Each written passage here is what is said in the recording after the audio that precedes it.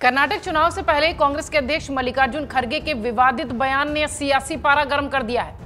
एक और जहां बीजेपी हमलावर है, वहीं कांग्रेस बैकफुट पर दिखाई पड़ रही है। हालांकि कांग्रेस की तरफ से मल्लिकार्जुन खड़गे ने अपनी बात पर माफी भी मांग ली है। उन्होंने ये कहा है कि मैंने व्यक्तिगत कोई बयान नहीं दिया था।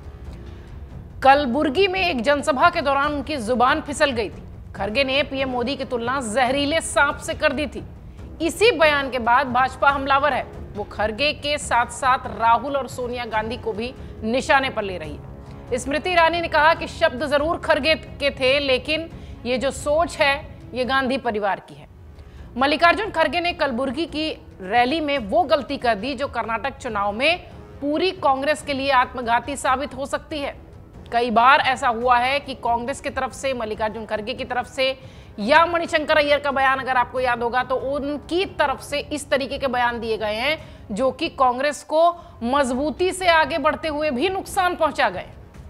इससे पहले कांग्रेस के नेताओं के बयान आत्मघाती होते रहे हैं और भाजपा को फायदा मिलता रहा है। मणिशंकर अय्यर से लेकर सोनिया गांधी तक के बयान अलग अलग चुनाव में कांग्रेस के लिए मुश्किलें बढ़ाते गए हैं और भाजपा के खेमे में वोटों की बरसात कराते गए हैं।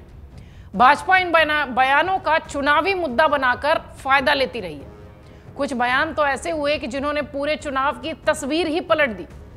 आइए, चूंकि मल्लिकार्जुन खड़गे का बयान चर्चा में है और जिसके बाद विवाद तेज है, तो आपको बताते हैं पिछले कुछ बयानों के बारे में, जब कांग्रेस ने मजबूती के साथ आगे बढ़ते हुए कुछ ऐसे बयान दे दिए जो कि उनका सेल्फ गोल हो गया और उनका खासा नुकसान हुआ। सबसे पहले तो आपको यह बता दें कि कर्नाटक में फिलहाल हुआ क्या था। कर्नाटक चुनाव में मतदान के लिए मात्र 2 हफ्ते का वक्त बचा है। राज्य में चुनाव प्रचार चरम पर है। गुरुवार को कांग्रेस के अध्यक्ष मल्लिकार्जुन खड़गे पार्टी का चुनाव प्रचार करने के लिए पहुंचे थे।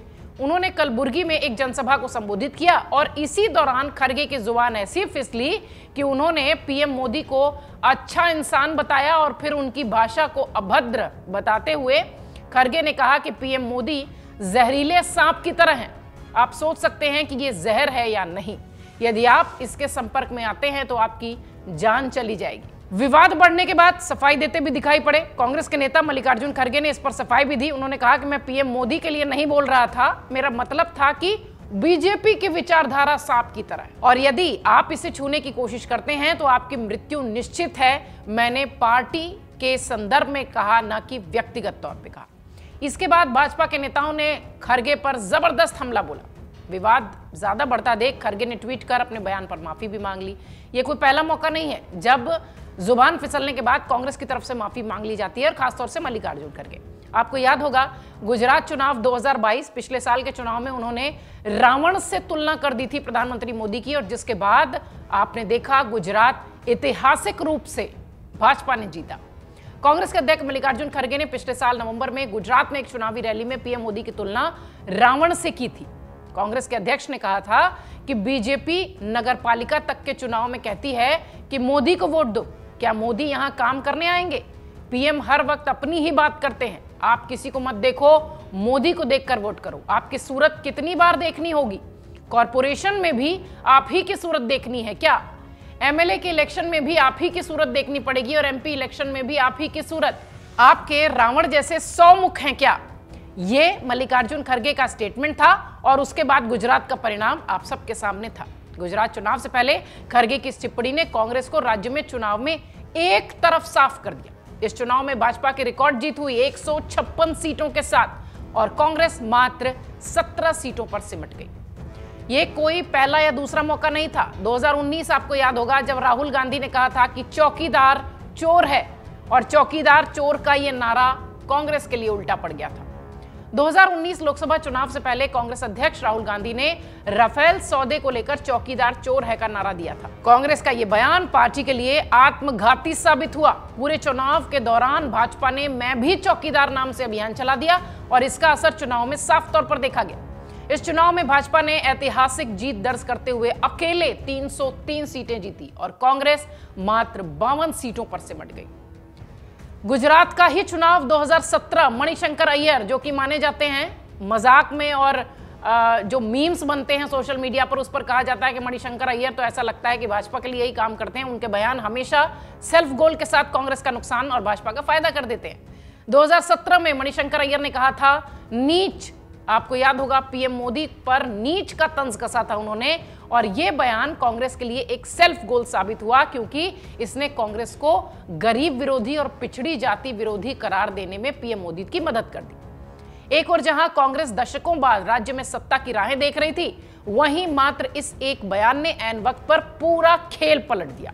भाजपा ने मणिशंकर के बयान के बाद आसानी से जादुई आंकड़ा पार कर लिया। लोकसभा का चुनाव 2014 जब पहली बार प्रधानमंत्री बने थे नरेंद्र मोदी, और मणिशंकर अय्यर की वो चाय वाली टिप्पणी जिसको कि भाजपा ने पीएम मोदी ने जमकर भुनाया। 2014 के आम चुनाव से पहले कांग्रेस के नेता मणिशंकर अय्यर ने तत्कालीन प्रधानमंत्री के उम्मीदवार नरेंद्र मोदी के लिए चाय वाला कहकर तंज कसा था।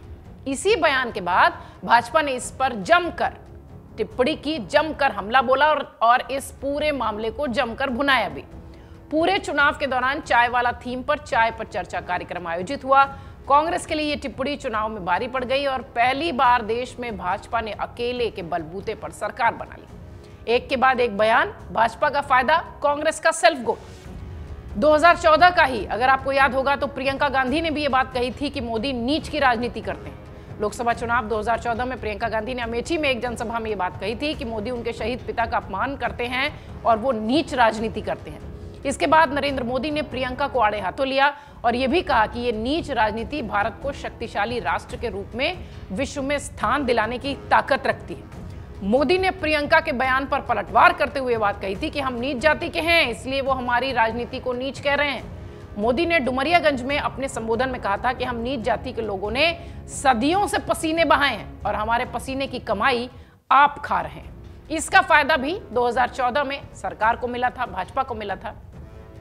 2007 का जो मामला था, सोनिया गांधी ने जब मौत का सौदागर कहा था, 2007 से ही भाजपा इस मुद्दे को आज तक, इस शब्द को आज तक भुनाती रहती है और हर चुनाव में कहीं ना कहीं ये बात जरूर निकल कर आती है। हालांकि मामला 2007 का है। साल 2007 में सोनिया गांधी ने भाजपा के तत्कालीन मुख्यमंत्री पद के उम्मीदवार नरेंद्र मोदी को मौत का सौदागर कहा था। 2007 के गुजरात चुनाव में दिए गए सोनिया गांधी के एक बयान ने पूरे चुनाव प्रचार का रुख मोड़ दिया था, पूरी एक तरीके से कह लीजिए तस्वीर ही पलट दी थी। सोनिया के इस बयान को पीएम मोदी ने गुजरात की अस्मिता के साथ जोड़ दिया और उसका नतीजा यह हुआ कि भाजपा ने बम्पर जीत दर्ज की। मल्लिकार्जुन खड़गे का यह बयान जो फिलहाल अभी चर्चा में है, ऐसा नहीं लगता कि यह मामला इतना जल्दी शांत होगा, क्योंकि अगले हफ्ते यानी मई के पहले सप्ताह के बाद ही या दूसरे सप्ताह में ही 10 मई को कर्नाटका के चुनाव होने हैं और मात्र 10-12 दिन के बाद अगर किसी राज्य का इतना बड़ा चुनाव होना है तो यह मुद्दा इतनी आसानी से तो भाजपा अपने हाथ से नहीं जाने देगी। बहरहाल मल्लिकार्जुन खड़गे ने माफी तो मांग ली है, लेकिन सवाल यही है कि क्या मल्लिकार्जुन खड़गे का इस तरीके का बयान कर्नाटक की तस्वीर को भी बदल देगा? इतिहास तो कुछ ऐसा ही कहता है कि जब जब इस तरीके का बयान आया है, कांग्रेस ने सेल्फ गोल करके अपना नुकसान किया है और भाजपा को इसका फायदा मिला है। एक बार फिर वही मौका है, चुनाव का समय है और जुबान फिसली है मल्लिकार्जुन खड़गे की। देखना यह है कि परिणाम क्या कहता है। मन से उजाला कर चले, मन से उजाला कर चले, एक अमर